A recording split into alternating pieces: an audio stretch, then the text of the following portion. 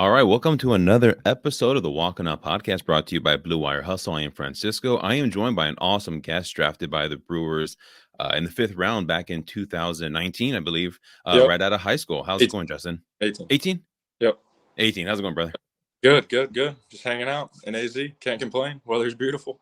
Dude, you're out there and it's nice and beautiful. I'm here and it's like snowing, and I'm here in Wisconsin. The weather is an absolute trip because I just came back from California. I was visiting there for a week. 70 degrees, dude. Rolling in shorts and just chilling. So yeah, and then I come here and it's snowing. Yeah, that's my host family sent me a picture. I think it was last week. It was like negative 10 degrees in Appleton or something like that. So yeah, not a good place to be right now, but a fun place to be in the summer. It's a good place to play. Yeah, no, for sure. Yeah, we'll get into that in a bit. What have you been up to in this past last couple months? I know you were in Arizona playing, but now what are you up to? I was in Arizona Fall League for up until Thanksgiving, and then from Thanksgiving till right around early January, I was at home in Mooresville, North Carolina, just hanging out with the fam, doing a little work. I took like 4 weeks off after the Fall League, no throwing, and like 3 weeks off of like workouts and stuff. Then picked that back up like regular, and then just was hanging out with all the buddies during Christmas break when they were home from college and all that. So it was just hanging out, doing nothing much. Dude. Yeah, for sure, man. Just enjoying the break. I bet. Yeah, friends and family. Sorry, you cut out there. What'd you say? Oh, I was just saying, enjoying friends and family. Yeah, for sure. So, when you're there in Arizona now, Yep. how's it in Arizona? Like, what's the nightlife like? What do you do for fun out there? Scottsdale, Old Town Scottsdale. That's a good place to be. Just about whenever on the weekends if you want to dabble in that stuff. And then if you're a little bit younger like me, like college age, like Tempe, Mill Ave is a good time for some nightlife as well. But Okay. Try to baseball, but sometimes right, you gotta stay focused. You gotta stay focused. When you do go out though, like, do you ever drop the "I'm a baseball player" line? I try not to do that, but if I'm with some random friends that don't play baseball, so they tend to drop that card a lot. But none of my baseball buddies use that. Yeah. But or at least they don't let all of us know that they use it. So yeah, so it's like your non-baseball friends will be like, "Yo, let us in." He's a baseball player. Yeah, my friend here, he plays professional baseball, but we try not to do that too much. Just for sure, having a good time. Yeah, I don't blame you. All right, well, hey, what got you into baseball? Like, when did you start playing, and how that come about? So I have one sibling and my older brother, and he was playing, and he's 5 years older than me, so I was probably like 3 or 4, honestly, and I was like, I want to play just like him. I want to do the same thing he's doing. So I started playing, and then I guess I couldn't get enough of it. I never played another sport really. I played like church basketball when I was like 13 and 14. But besides that, I've only played baseball ever. But I didn't start pitching until I was 13.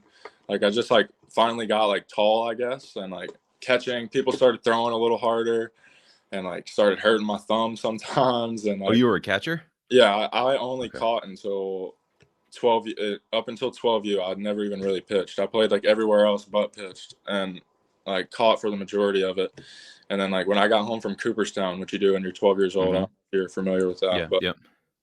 I was just like, Pops, like my knees hurt. Like I'm tall and skinny now. Like when these kids throw kind of hard and stuff, like I need to do something else. And I just like started pitching, and I went to my first pitching coach, and we had a fix from like me being like a catcher, just like a short arm action like that. And like finally get like a long one. But I've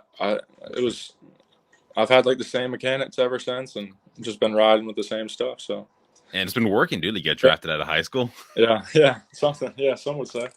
Yeah. So, you went to Lake Norman, or I guess you transferred to Lake Norman. Yeah. Was that a baseball school, or? It was just like it was my rival high school actually, from where I went to high school, and the high school coach at Lake Norman was Ty Wigington. He played in the big leagues for I don't know if you and like the recruiting process, like college wise, didn't really go like great with my other high school coach. So like we just didn't want, like me and my family just didn't want that to like happen again. So like we just like made like a choice for like, I guess, my future to like go to where like someone that like had like played pro baseball and like would be able to like set me up. Open more doors for you. Yeah, basically open more doors, just like get me set up for that. Because I always really just wanted to play ball. I never really wanted to go the school route. Yeah. Like if I get the like where I needed to get picked, I was definitely getting picked for sure. So. Oh, so you never? I know. Well, you committed to. I'm trying to think. Where did you commit? UNC Wilmington.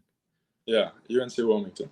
So, were there any other schools hitting you up trying to get you to play for them? Yeah, I mean, I visited and talked to basically like every big school like in North Carolina, so like State, Carolina. I talked to South Carolina, like, but I like to be like wanted by like a staff and like know that I'm gonna like make a presence right when I get there and stuff. So like, and like the pitching coach at Wilmington at the time, his name was Matt Williams. I think he's either at Liberty University now or he's with the Padres. I'm not too sure where he's at. Matt Williams is he the bench coach for the Padres? No, he was. Oh, he was that's someone else. Pitching coach. But pitching coach. Okay. I really liked him, and like I knew like I would go into like a smaller D1 like that. Like I would make like an impact my freshman year, be able to pitch. So like I just like that, and everybody in my family was cool with it, and just went with it. Yeah, for sure. So how many like schools did you actually visit, like official visits and all that? 10 maybe 11. Oh, wow. Yeah, that's awesome. Not as many as some kids, but not. Yeah, it's a good amount.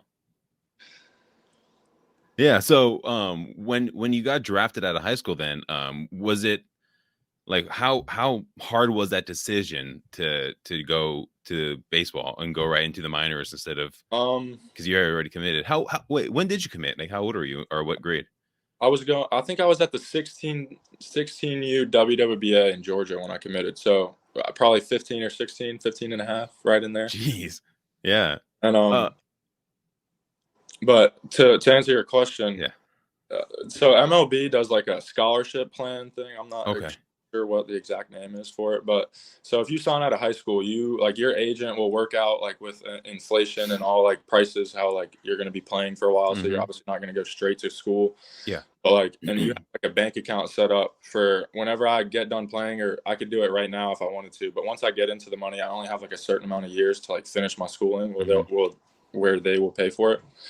But so I have like full school paid for 4 years to Wilmington, and like everything included since I signed out of high school. So like that made it a little easier, and just the fact that like I just like really wanted to play ball like, all the time and focus on that. Like I've just always wanted to be like a big leaguer since I was little. So I figured why not just go pro now?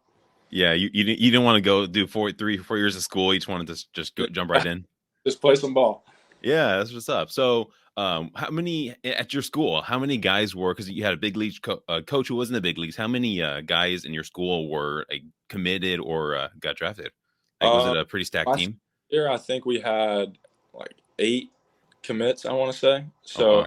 6 of us were seniors that signed like the letter of intent, like our senior year and everything. So, but I mean, yeah, we were a pretty stacked team. Like at one point, my senior year, we were ranked like on Perfect Game, like in the country for like best high school teams, and we just we lost in this. We were supposed to win states, but like some of my teachers that I still keep in contact with, they'll still like message me and be like, you guys ever get those state championship rings you were supposed to get?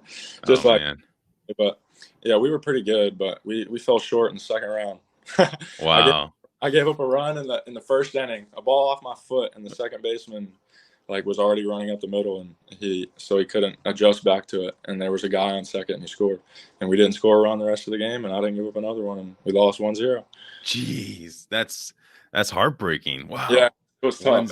It was funny because we lost at Ardrey High School, which my brother ended his like high school baseball career at the same baseball field in the same round of the playoffs and everything. Against that same team? Mm-hmm. Wow. All right. Well, I guess there's some poetry there, I guess, or however you want. Juju or something. Yeah. So your team was just absolutely destroying other high schools then. Like, were you guys running up the score? Or was it just? We won a lot of comfortable games, I would say. But I mean, we played a couple close games, but we put up a lot of runs and didn't give up a lot for sure. And you threw a perfect game or a no hitter, or was it a no hitter or a perfect game that you Yeah, threw? my first outing at Lake Norman, I threw a perfect game. That was sick, actually. Yeah, it was Yeah. So what was that like? Uh, it, it was my first start at Lake Norman at the new school, Yeah. and like, everybody had like hyped me up since like I'd been there. Like, this kid's getting drafted, this, that, like he's ready Uh-huh. to hear that and the other thing. So like, I guess I kind of had like big shoes to fill, and like Yeah. it felt really cool to like do that, and like it was like all over like social media and stuff. Like people were tweeting about it. Like I think I had 18 punch outs and like a ground ball to second base and 2 pop ups to left, and on like 89 pitches. So it wasn't bad. Wow. Yeah, so everyone in your school knew you were going to get drafted when you're getting there. So were you pretty much like were you like one of the big guys on campus, big kid on campus? they some of my teammates, when they would like post Snapchats and stuff of me, they would like refer to me as the big man on campus. Yeah. Well, hey, I mean, you have big shoes to fill, and you did it. Like you threw a no hit or perfect game in your first game. I mean, how do you? I guess it's kind of hard to start there because now you can only go down, right? Unless you throw another perfect game. Yeah. I bet your coach was super excited once he's like telling everybody probably around him, like, yeah, this is the guy. I told you we'd get him. Yeah, it was cool. That my high school Ty actually after that game, he was like, that was the best like you've ever looked. Like if you can do that all year, like you'll be real happy with yourself at the end. And like, I mean, I did it for the most part for most of the year, but like some of my secondary pitches kind of slacked off. And like my biggest outing of my senior season, like we played in the IMG like spring break tournament. So in Florida, like all the big scouts are going to be there. So I think I had like 56 scouts there, and like Wow. like probably 5 or 6 from each team. And I did not pitch too hot at all. So, oh no. So I don't know if that played in my favor at all, but it's all good. You got to go through it sometimes. Yeah, and then so did you only play one season there? Like was that just your senior year? Okay. Yeah, at Lake Norman. Wow. And then you guys lost the second round. That's crazy. Yeah. Man. So how many was that the only year like scouts were looking at you, or were they even at your other school? Were they still kind of around?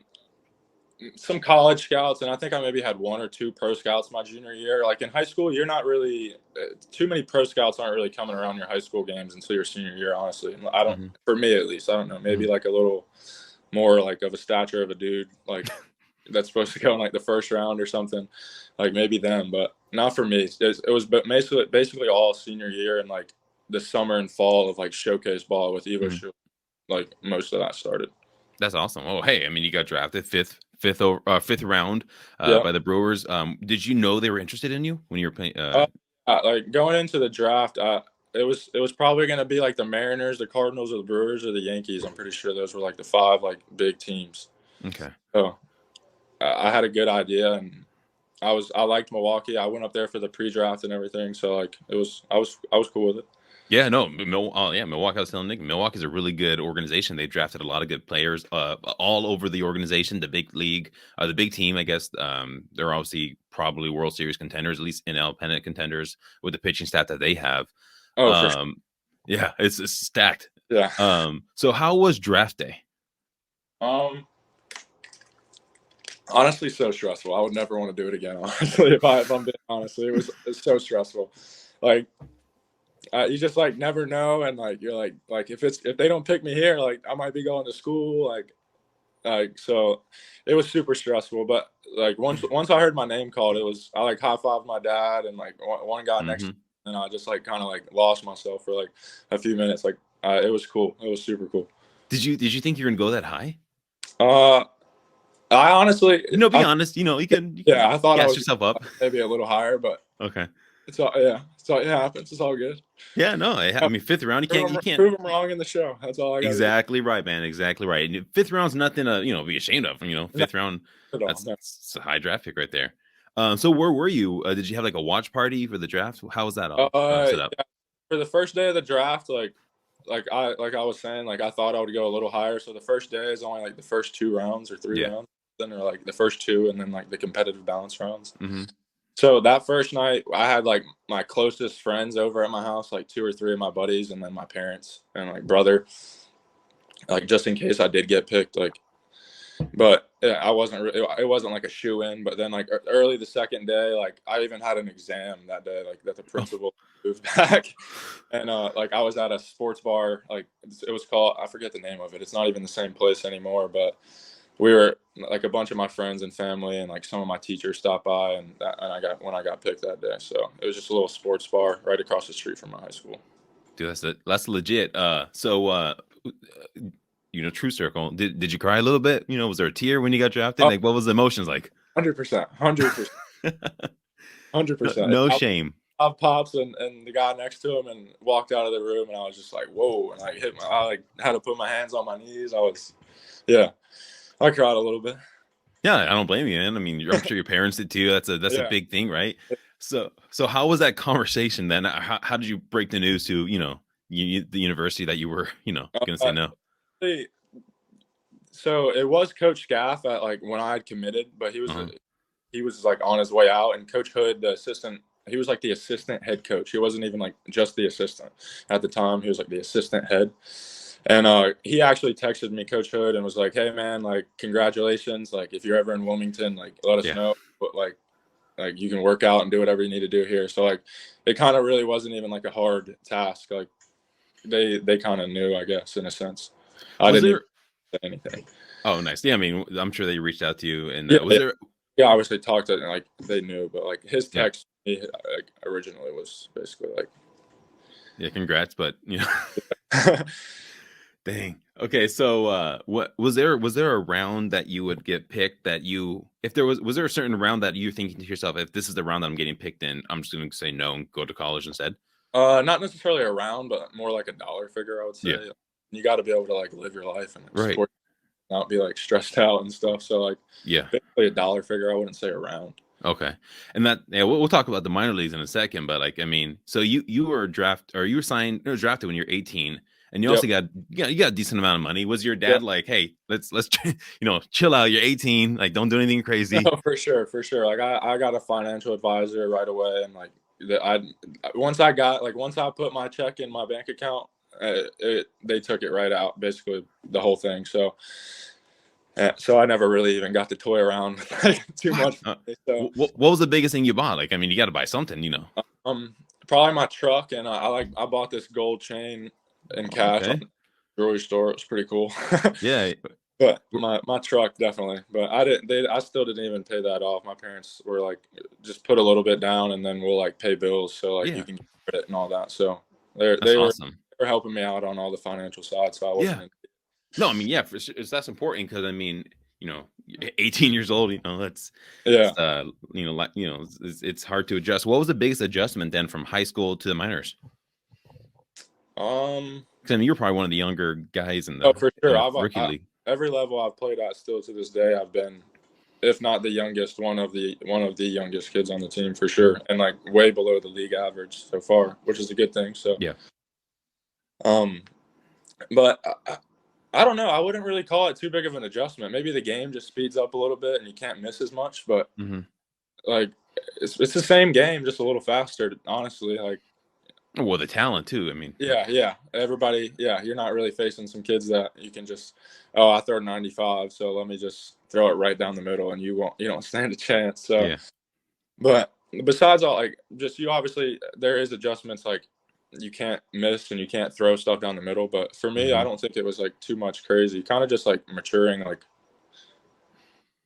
probably off the field, and like maybe like just like learning how to like roll with like the roller coaster of like how you're not gonna do good every time like you step on the field. Like in high school, like I go out there and it's these kids they're way overmatched, so like it's not that like too big of a task. But now like you're playing with kids like with your talent, so you got to be able to deal with sucking and doing good, and not get too high and not get too low on either one of those. So that'd probably be the biggest adjustment, I'd say.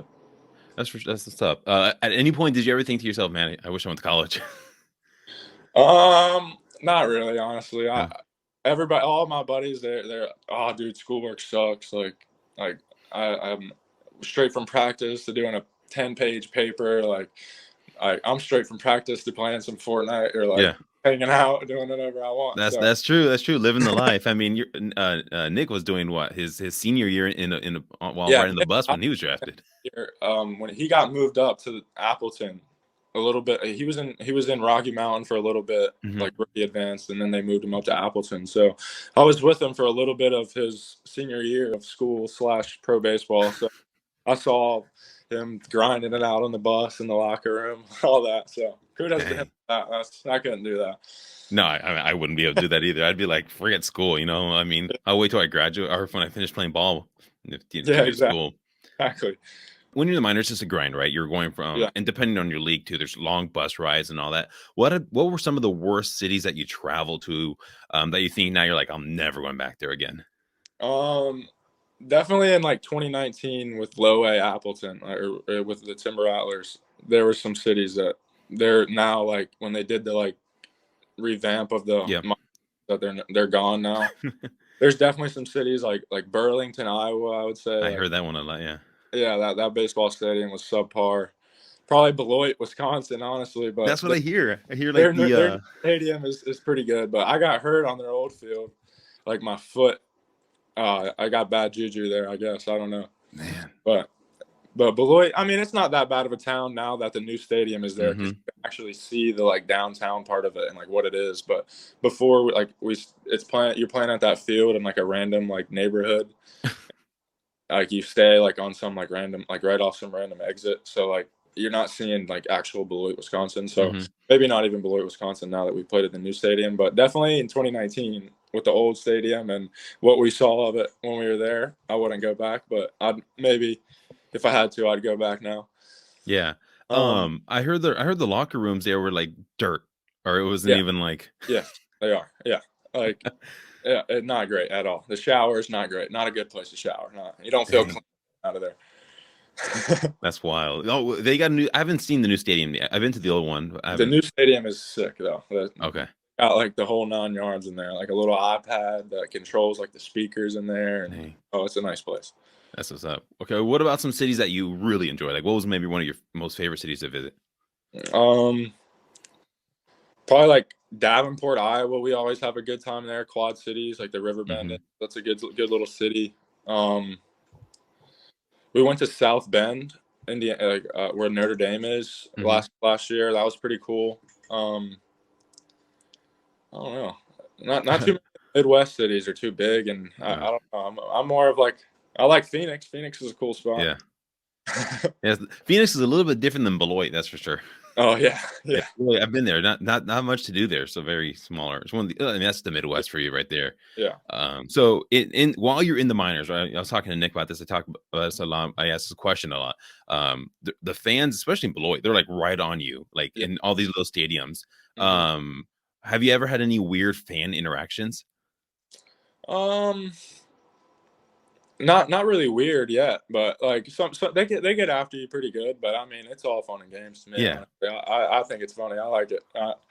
What do they say? What are some of the good ones? Like so with COVID, like we've all had to be bat boys, the pitchers, and like you'll be running off, and they'll just be like making fun of you being a bat boy and stuff. But like you're literally like a professional baseball player. Yeah. Like, you're just like like I'm getting paid to do this. You paid to be here, but you obviously don't say anything. But like.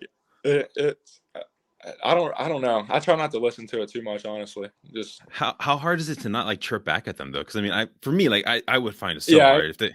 Yeah, honestly, especially being like a younger guy, like not the most mature person in the world. So, like, you definitely have to bite my tongue sometimes. Just to be like, you're better. It's it's crazy. It's pretty tough sometimes, but not all the time. Well, I mean, you got a lot of experience to go still, and I'm sure you'll get them.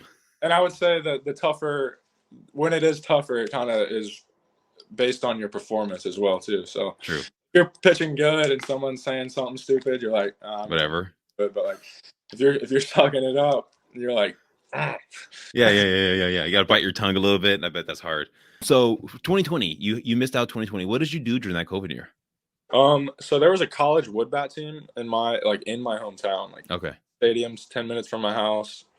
And I would basically go up there and like throw in and everything with them, throw bullpens. And then when they would play like non-conference games, like didn't matter. Like the Brewers actually let me throw a couple games. So I threw like 3 games actually that summer, not like too many innings, probably like 2 or 3 innings a piece maybe. But I got a little competition in, but not much. And then besides that, just working out and throwing, trying to gain weight. It doesn't really work yet, but we'll get there one day. How much do you weigh? Like you look like I got about $175 on me right now. 81, but fluctuates like 170, 170. Yeah. There. Jeez. So did the Brewers give you like strict like instructions during that COVID year, like what you could do, what you couldn't do? Or they're pretty much just like whatever, we'll see you in a year from now? I wouldn't say they were like whatever, or they weren't really super strict on like rules. Like they definitely wanted to they definitely checked in all the time. Like we would do like whatever team that you would have been at that year. Mm-hmm. We would do like monthly or every 2 weeks, like Zoom calls, just talking, everybody getting together, whatever, like talk about some important stuff, but basically just messing around, talking with the boys. Yeah. Did you like send them videos of you throwing and stuff? Yeah. And we would also send in some videos and whatnot, like maybe even a FaceTime if they had some time for like a bullpen session or something. So, I mean, they definitely checked in all the time, but they weren't really strict, I would say. That's cool. So 1 year in Appleton, how did you like playing there? Because you went from 2019 low A, low A, and now it's high A. So you didn't even have to move spots. Yeah. I wasn't the happiest about that, honestly, because I wanted to play in Carolina just because I'm from Carolina. I live 2 hours from the stadium. Sure. Like would have been pretty cool, like some friends and family, and everybody could have got out to a game or so. But I mean, I like Appleton. I like Matty. Like now he's in the big leagues, but like I had Jim Henderson as a pitching coach the first year, and then Burgos, which was my AZL pitching coach, my first like official pro ball stuff in 2021. So like all the pitching coaches were good. The manager was good the whole time. The fans are cool. The stadium's sick. We had like Dan and Barb Carpenter, our host family up there. They're the people. They're the coolest in the world. I love them to death, honestly. I'll stay in contact with them for a long time, for sure. Yeah. They made Appleton like super, super cool. What do they do? They're just like basically your mom and dad. Like you pay them a little bit of money every month, not a lot at all. Like very reasonable to be a minor leaguer, and like you're living in their house and everything. And like she'll text you when she's going to the grocery store, like just like she would her kid, and say, "Hey, I'm going to the grocery store. Like, what do you need? Do you want anything?" Like every Sunday they take us to dinner, like the whole family, kids and all. Like they're just really good people. So that's what's up. Good for them. 2 pro ball seasons, super good. Yeah. How many people live in like with one host family? Is it just you, or do you have a couple like roommates? Me, Bennett, and Urias actually live there. He got taken by the Dodgers in the Rule 5 this year, they both had a bedroom upstairs, and then I had a bedroom and like the entire basement to myself. So like we all had our own spaces, and it was 3 of us, but just depends on however their house is or set up, whatever they're willing. Yeah. Does every like every player in Appleton, do they have a host family, or some people just they can find where they want to live? Because in 2019, everybody had a host family because it was low A. So like in low A, they like provide you a host family, like get you set up with it because you're like a younger minor leaguer. But technically in high A, you're like supposed to get your own housing. But being that we were there in low A in 2019, like we already knew them. So we just got kind of hooked up. But most people were in like apartments, or a few of us had host families, but not too many. Yeah, because I know, like, I mean, we hear the horror stories of the minor leagues when you're just like 4 or 5 or 6, 7 guys in like a 2-bedroom apartment, living in like someone sleeping in the kitchen on a blow up mattress and all that stuff. Yeah, so you had it pretty good then. Yeah, I've had it really good so far in the minor leagues. So, but I've had a few guys that had to like sleep on like the pull out couch or something on my team, like on like in other places or like apartments or whatnot. But nothing too crazy going on with the Brewers so far. So how in Appleton, like, what's your go-to spot? Like, what do you like? Is there a spot you like to eat when you're? I don't know the exact name of it, but it's called like a supper club they have up there. I'm sure you're familiar with it. The dinner clubs, or what are they called up there? Honestly, I'm like an hour and 45 minutes away from Appleton. So yeah, I don't know, but they took us there all the time, and they had like really good steaks. It's something supper club, dinner club. I'm not 100% sure, but that place was pretty good. And then that's about it. Not anything really to go to, but like we would go to Buffalo Wild Wings a lot, I would say. I bet. stayed open late in the Midwest. That was a big problem. That's a big con for the Midwest. Everything What? closed at, like, not Yes. everything closed Yes. so early. We're getting out of the stadium at like 10:30, and like sometimes you got to get some food and Yeah. nothing's open. Dude, so I'm from California, San Francisco Bay Area. Like Okay. everything's open really late. Yeah. I moved to Wisconsin like 6 years ago in my town. So I went from like the biggest city area in one of the biggest cities in the Yeah. country to like a town of 3,000 people. Oh, And all of our diners, they close like at 1 in the afternoon, except yeah. Fridays because they have fish fry. It's so ridiculous. Yeah, it's crazy. I don't get it at all. It's like they don't want business. Like a lot of people eat late. Yeah. I mean, who doesn't? I mean, I have to go to Madison or something, or other towns if I want to, or bigger cities if I want to eat. Yeah.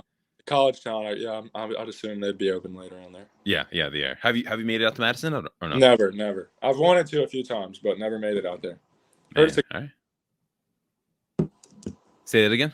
I said I've heard it's a great time though. Yeah. No, Madison's awesome. Have you been to Milwaukee? Watched the big team? I don't know. I was never really for like nightlife things or anything like that, but Yeah. I've been to a couple Brewers games like during 2019 on off days, and then for the pre-draft before the draft I went up there.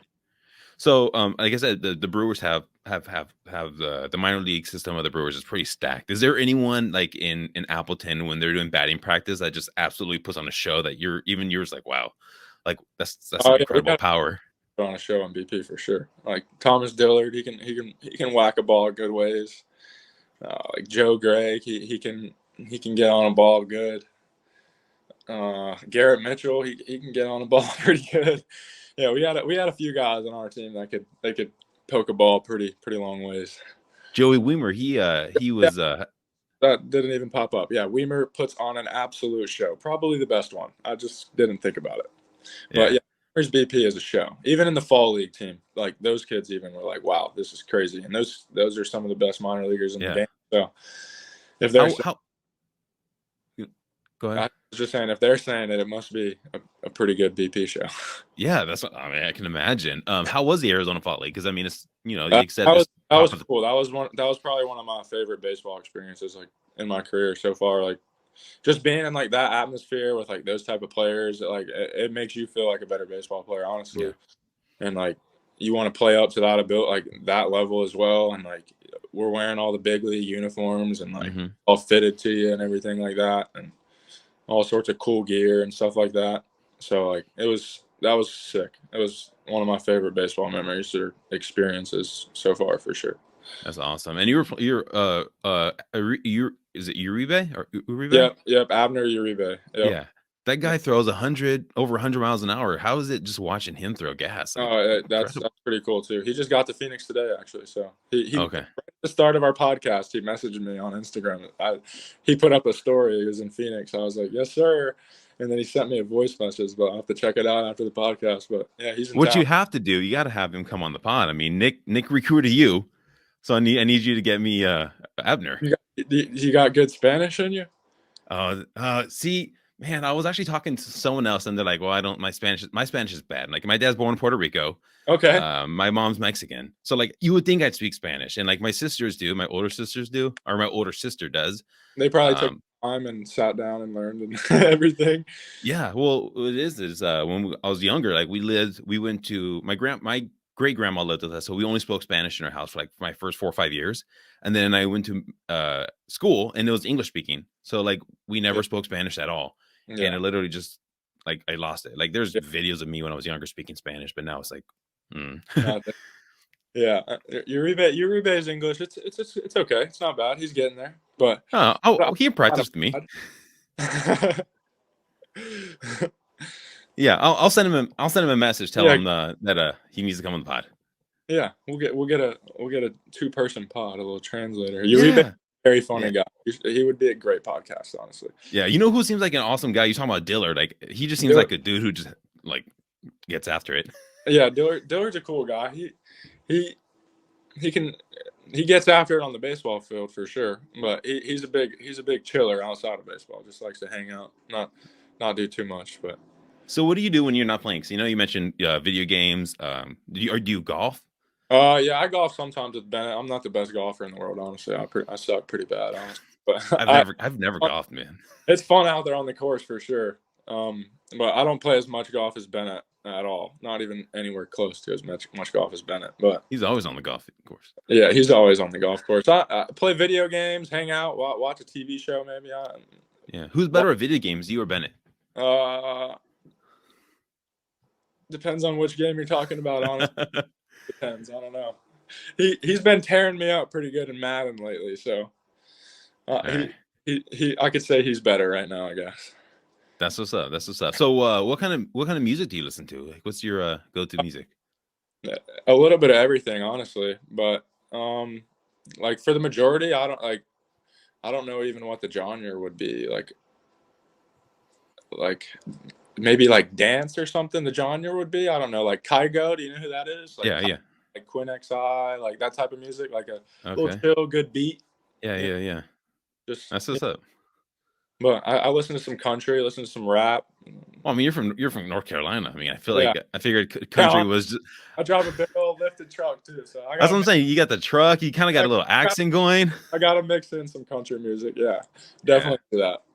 Yeah, dude. I don't think I ever heard any country song until I moved to Wisconsin. Yeah, you're probably not from the Bay Area.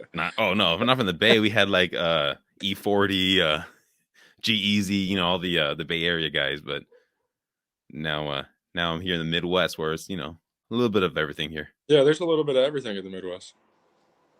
Yeah. So what did you do for fun in North Carolina before we hop off here? North Carolina, Are you super country? Like you're out there hunting and. We're probably more of like a lake type of people. Okay. From it's not too country where I'm at, I would say, but definitely on the lake a lot for sure. Like wake surfing, wakeboarding. I'm really big into all like that, like water sports stuff. But being a baseball player, it's kind of tough to do all that because you're only home for like maybe 2 or 3 weeks when you can still use the lake until it gets kind of cold. Yeah.